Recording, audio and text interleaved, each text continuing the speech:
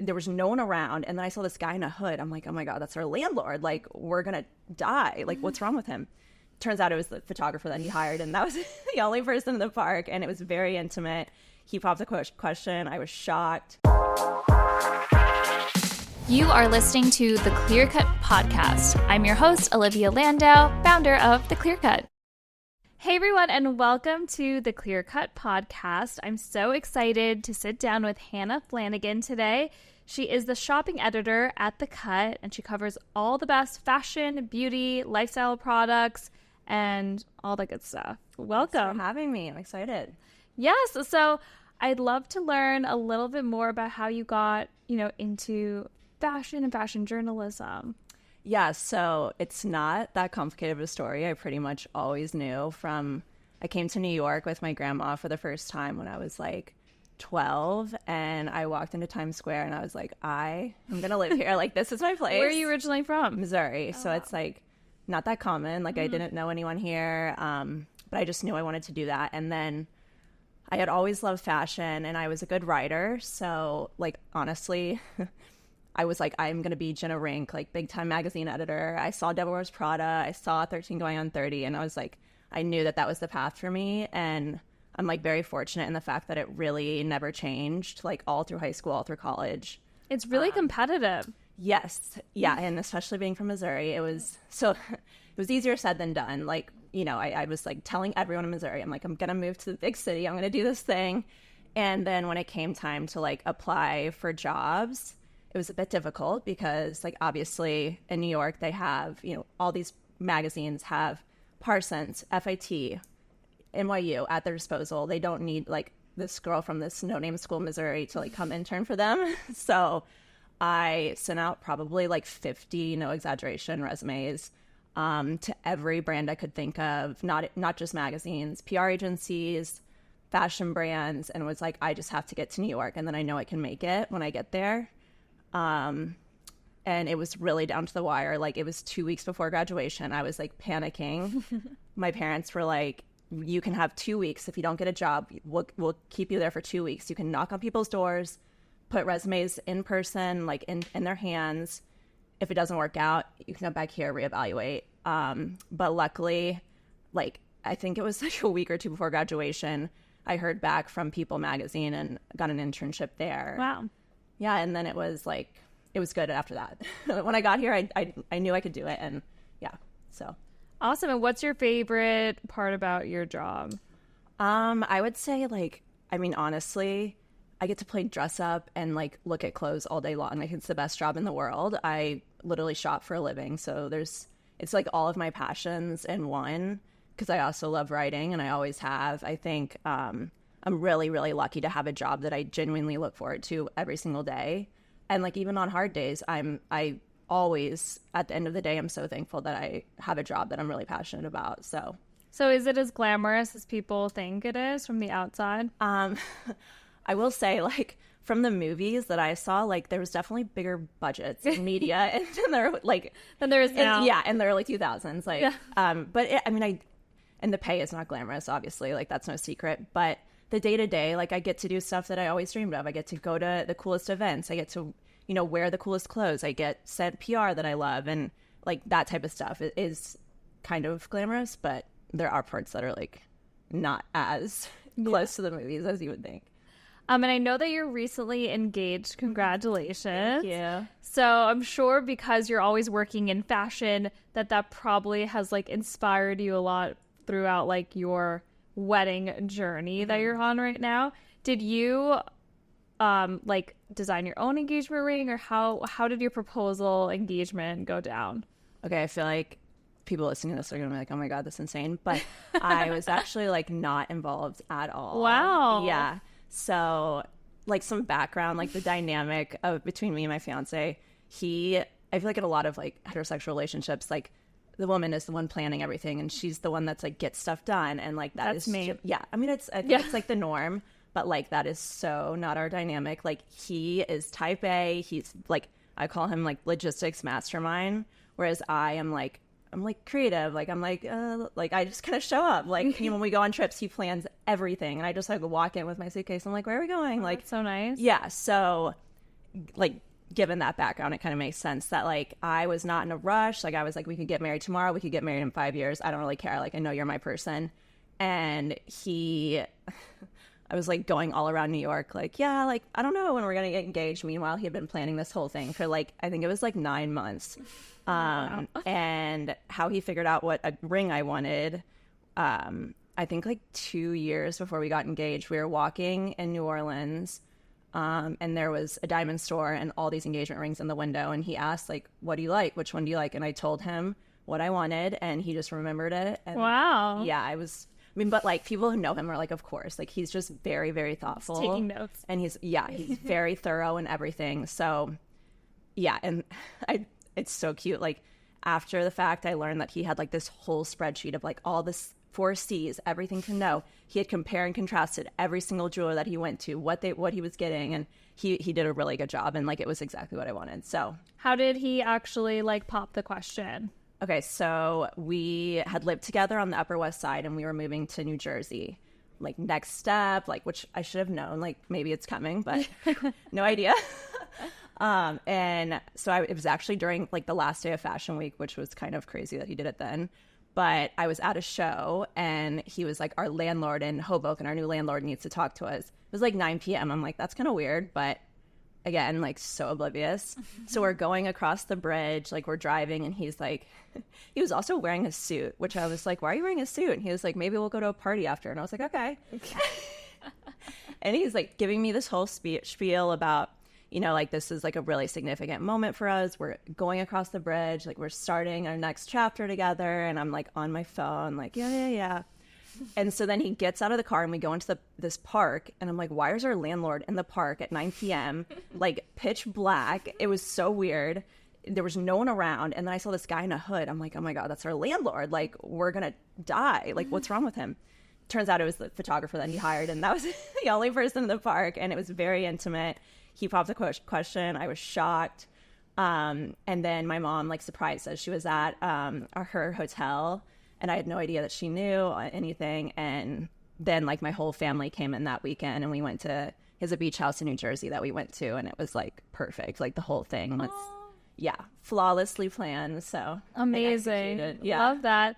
So are you more involved in, like, the wedding planning process? Yes. Yeah. But he also, like, he is definitely involved, which is, like, I don't know how brides, like, do it all themselves. It's a lot of work. He is. Do you have a wedding planner? Yes.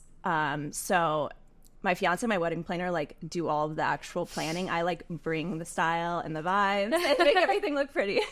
So we're a good team together, the two of us, because he doesn't care about any of the style stuff, which is the only part I care about. Yeah. So, yeah. Logistics are boring. Yeah. No, I'm like, he's like, how are people going to get from the church to the reception? I'm like, I don't know. Like, what are you talking about?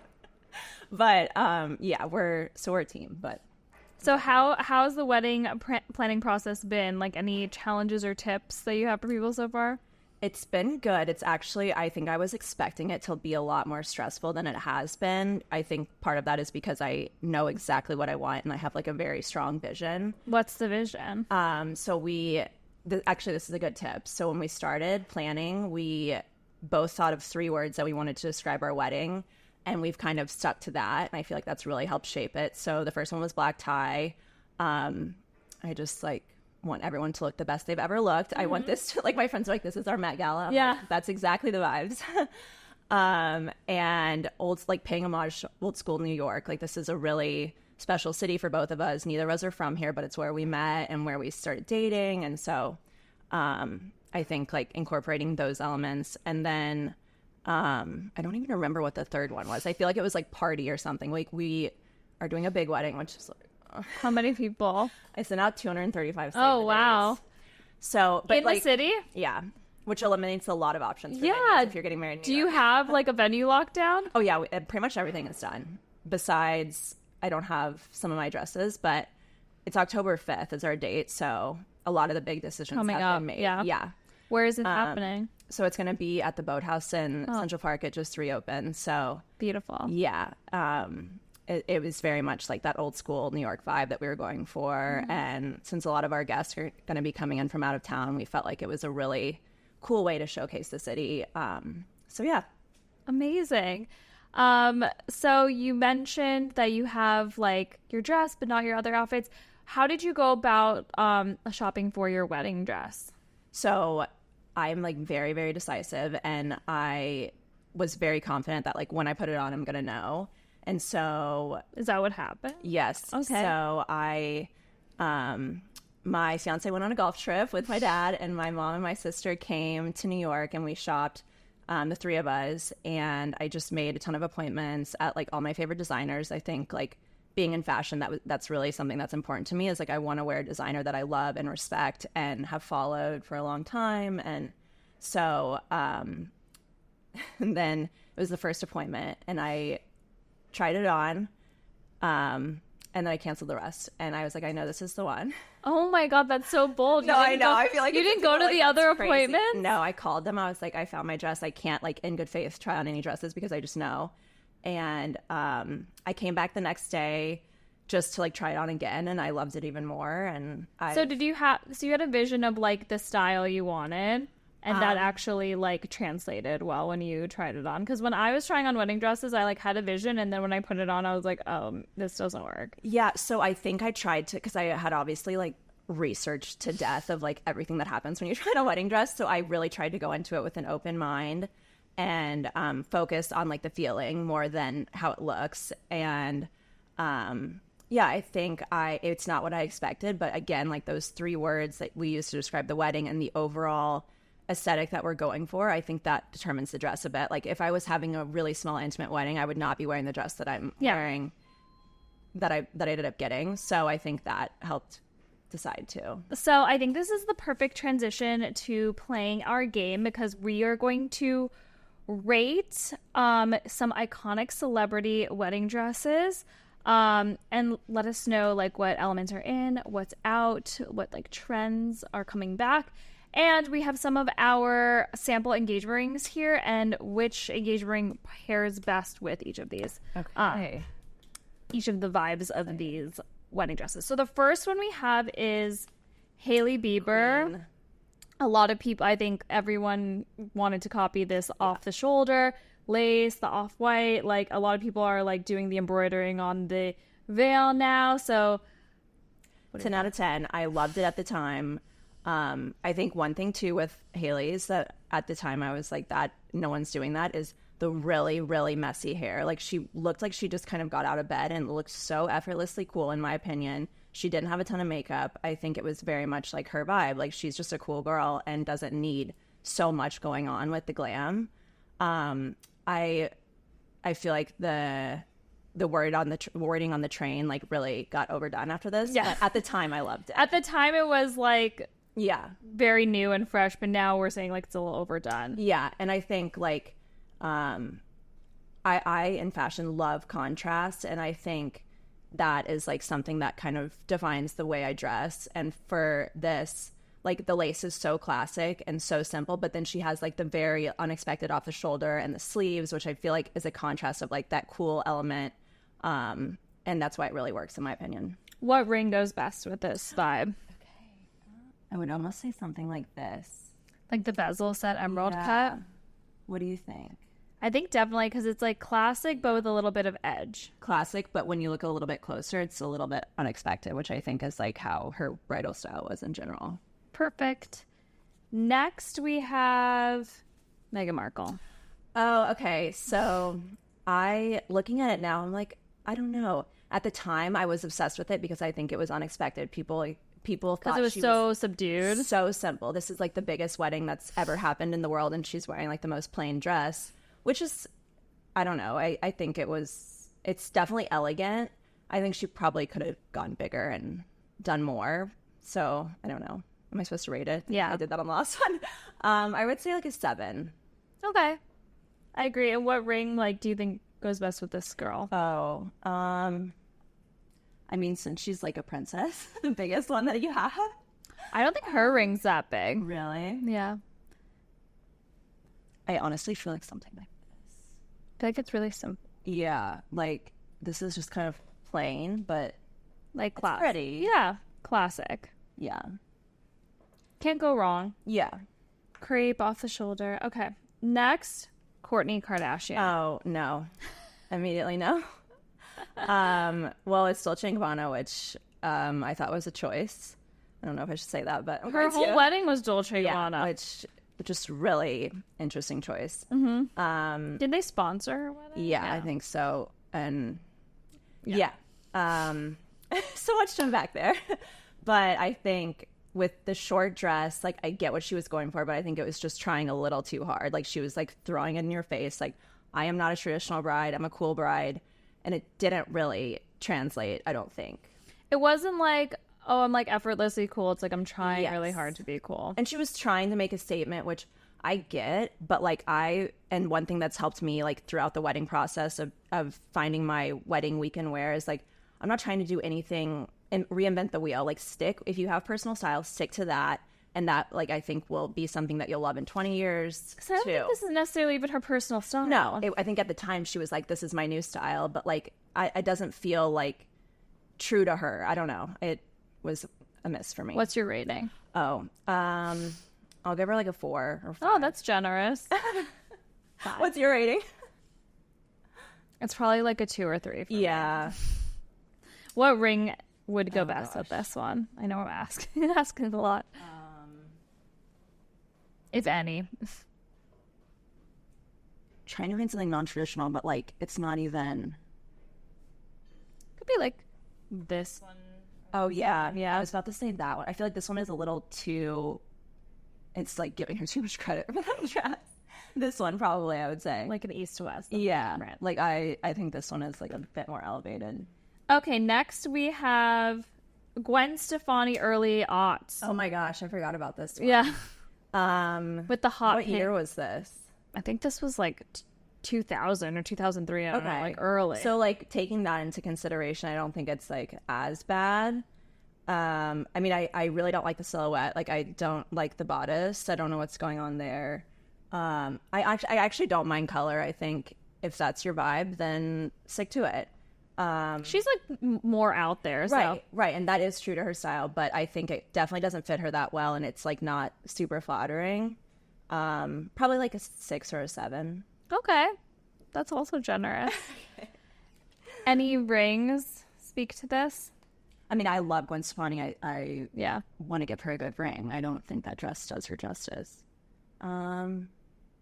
Yeah, it could just be like for the person. I feel like definitely silver. I could see her doing something like this, like something, or like a pear shape. Yeah.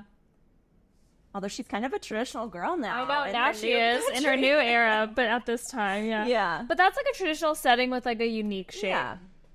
Okay, we have another throwback, Victoria Beckham. Oh, 10. This is like one of my favorites ever. I actually had it.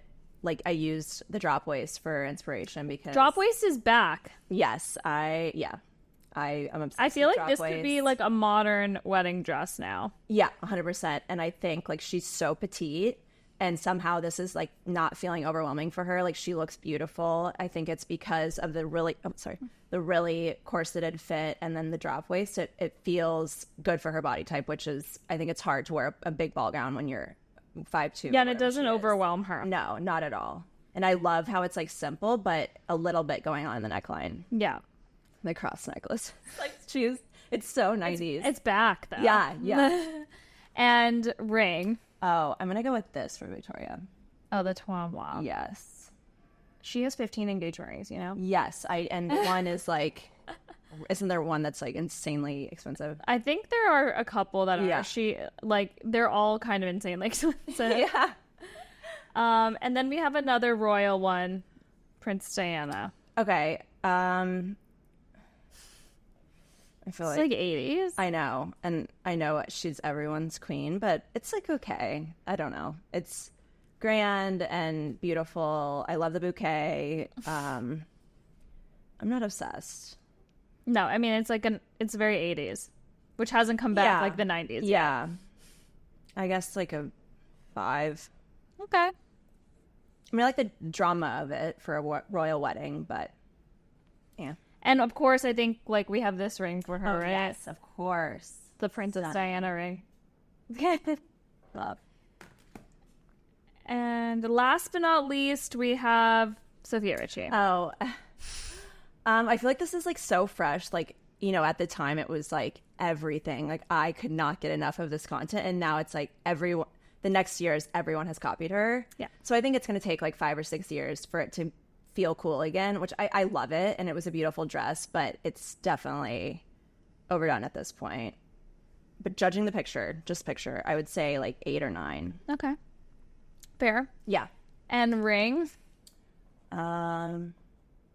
She has like a very classic ring. She is just an emerald cut solitaire, yeah. She's a classic, elegant gal. So maybe like that or that. What do you think?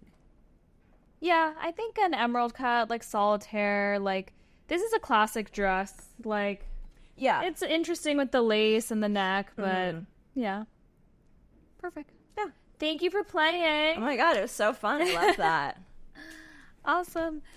So, what are your thoughts on like all the other outfits that go on for your like wedding ensemble? Because you have like your bridal shower, your bachelorette, like basic your night after. Like, how many? Like, do you have to wear white for all of these? No, you don't. No, I feel strongly that. So everyone knows like the dress is the one. It's like the best dress you've ever tried on if you've done it right. It's your favorite favorite look you've ever worn. But I feel strongly that all of them should feel like that, and which is probably why I'm still looking, and it's been 6 months. But I think if you just limit yourself to white, you don't have as many options. And so like if I especially love butter yellow right now. If I see the most beautiful butter yellow dress I've ever seen in my life, like I'm definitely going to consider it, because like I don't want to be limited by just white.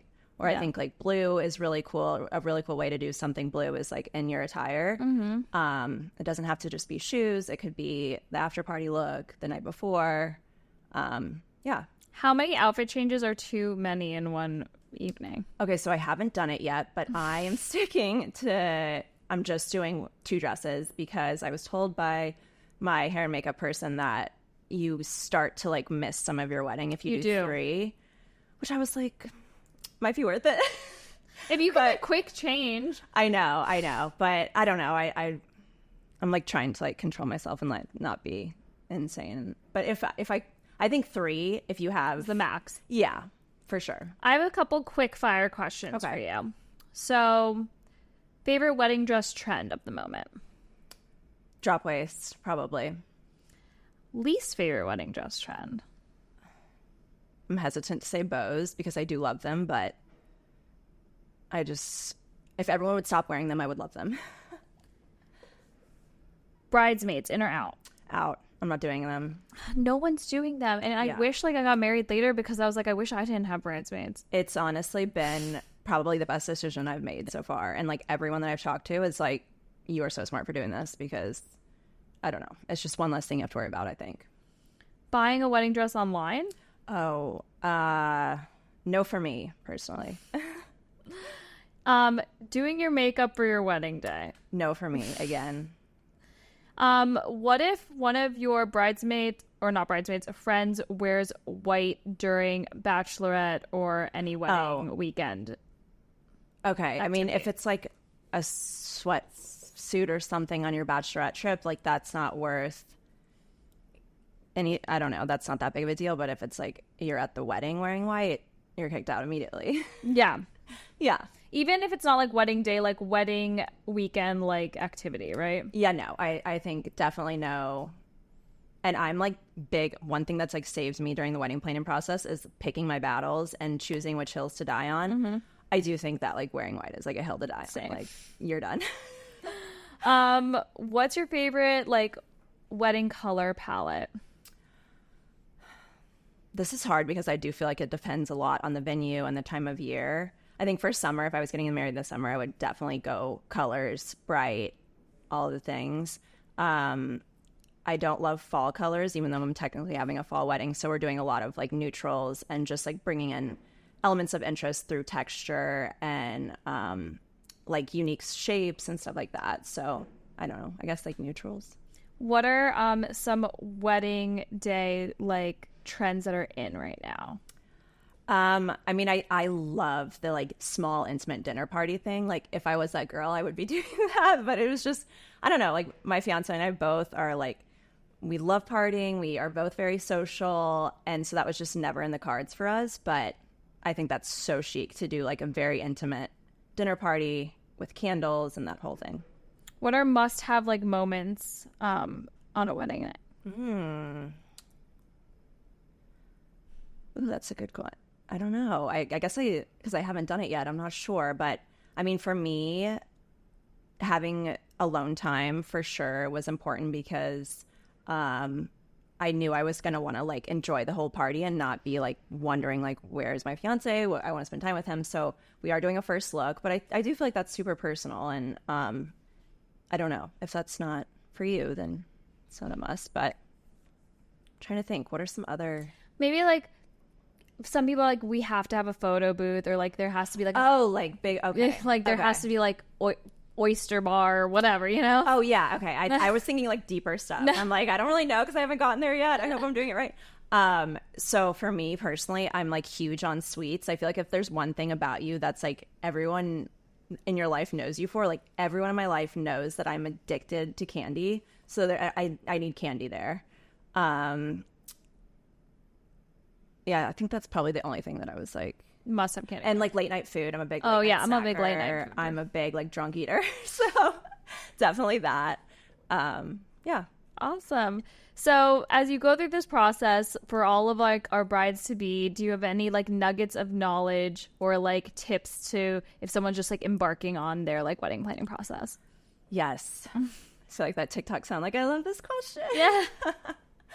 Okay, so first, like style thing, I think it was the first mistake I made, and I think we touched on it earlier, but just getting overwhelmed and caught up in the feeling of being a bride and trying to reinvent the wheel and do something that is not your style. Like for my engagement party, like I said, I had no idea. So I had less than a week to pick out a dress, and I was still riding the wave, the high of the engagement. And so I picked out the most like girly, classic, little bitty, cute little dress that is, I mean, it's a beautiful dress, but it's so not my style. And I look back at the pictures, I'm like, who was that person? I don't know her. I hated all the pictures because I hated my dress. And so I think just sticking to your style and finding something that you truly, truly love that also happens to work for a bridal setting is good from a style style point of view. Another thing I think that's really helpful is the wedding industry can feel a lot of the same stuff over and over again. Like a wedding goes viral, that's beautiful, and all of a sudden it's all over my Pinterest, TikTok, everything. So for me, what's been helpful in finding actually original ideas is like getting out into the world and finding inspiration outside of the bridal industry. So like I have so many pictures of like really cute restaurants that I love in New York that have like great tablescapes that I'll snap a photo of, or like cute signage that I just see on the street that I will take inspiration from. Like for attire, like I'm not really looking at like bridal collections that are out now. I'm looking at like runways from like the 90s that are not even bridal designers, but they have the bride vibes. And so I think pulling inspiration from unique places is also really helpful. We talked about picking your battles. Yeah, that's important. Yeah. Because I feel like people say like it's your day, do whatever you want. And I totally agree with that. But I also feel like it's not worth ruining relationships over. And sometimes you just kind of have to be like, okay, if you want to act like that, it's fine. It's not worth it to like have it be awkward on the day of with someone or anything like that. So yeah, finding the balance of like when to speak up and when to kind of hold your tongue, I think is important. I think that's it. Yeah, those are great tips. Okay. Awesome. So as we're like approaching your wedding, how are you like balancing like that? Like it's planning is a lot, like your personal life and like your professional career as well. Well, unfortunately, it's like kind of overlaps. Like I already do bridal stuff. So I mean, I guess it's not unfortunate. It's kind of nice because I already know what I like. Like I said, I have a very clear vision. I think this is actually a good tip. One thing that I did wrong that I'm working on is like pacing myself. Like I was like a racehorse out the gate. Like when I first got engaged, I was like every single morning Pinterest for 3 hours. Like, and then my wedding planner was like, "You're gonna get burned out," and I was like, "No, like this is my full-time job now." Then like 3 months later, I was like, "I'm so exhausted. I don't want to do any wedding planning anymore. Like I need a break." And so I think like for people who are newly engaged, pacing yourself is so key, and just doing a little bit every day. You don't need to go crazy the first few months. And so like right now, since I was burned out, I'm giving myself a break, and it's like, it's fine. Things are going to get done. I feel fine about stuff. And it's just like, I think you're in a good place now. Like until like a month or two before, like you won't have to really I know. do anything. Everyone's like, how's it going? I'm like, it's great now. Like, if I see you in a few like months, all at once, and then you get like a big lull, and then it's a lot. Yeah. And I feel like that was something too, is like my family like really wanted us to get married right away. I think part of it is because they had known about this engagement for almost a year, and so they were so like, set the date. I wish I would have like taken some time to just like enjoy being engaged, and you know, because once you set the date, things do happen quickly. And so like, I don't know, there's no rush. How long were you engaged for? So it'll be like a year exactly. Okay. Yeah. Awesome. Yeah. Well, thank you so much for coming by. This was so much fun. I can't wait to see the wedding and all the photos. Where can people like follow you and keep up? I'm on Instagram, just at Hanna Flanagan. Awesome. And thank you. Thank you. This was so fun. Thanks for listening. You can follow us at The Clear Cut on Instagram and TikTok, or shop at theclearcut.co.